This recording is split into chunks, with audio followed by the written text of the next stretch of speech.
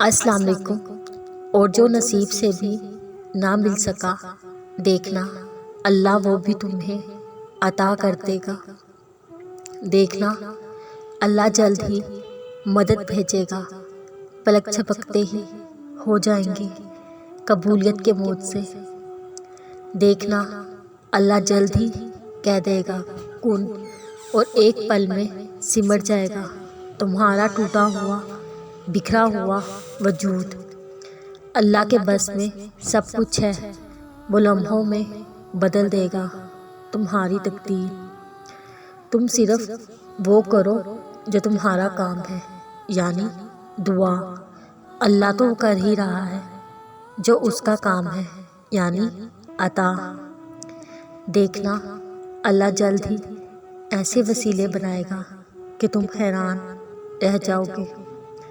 تمہارا کام صرف دعا کرنا ہے، چاہے زندگی تمہیں بے ترتیب کر کے رکھ دے، لیکن یقین رکھو اللہ تمہیں دعاؤں کو ترتیب دینے کا ہنر بھی سکھا دے گا۔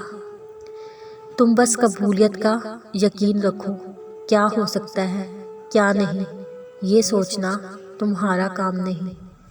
اللہ بہت جلد تم تک ہر کھوئی ہوئی چیز واپس لے آئے گا، جیسے وہ اندھے کنویں سے حضرت یوسف علیہ السلام کو نکال کر حضرت یعقوب علیہ السلام تک لے آیا تھا۔ اللہ تمہاری ان روتی ہوئی آنکھوں کو ایسے ٹھنڈا کر دے گا جیسے اس نے حضرت یعقوب علیہ السلام کی آنکھوں کو ٹھنڈا کیا تھا۔ پھر معجزے رونما ہوتے ہیں، پھر رکاوٹیں وسیلہ بنا دی جاتی ہیں، اور مقدر کی لکیریں بدل دی جاتی ہیں۔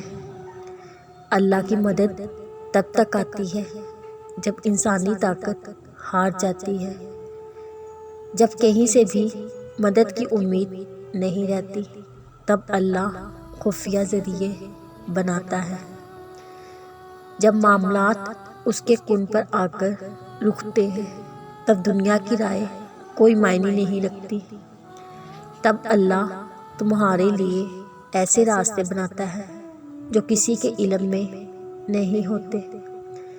جب تم سجدے طویل کر لیتے ہو اور شکوے کم، جب تم لوگوں کے انکار کرنے کے بعد بھی اللہ پر یقین رکھتے ہو، جب تم ناممکن کے باوجود بھی دعا مانگنا نہیں چھوڑتے، جب تمہیں بے بسی چاروں طرف سے گھیر لیتی ہے، پتہ ہے اللہ کب تمہارے لیے مدد بھیجتا ہے۔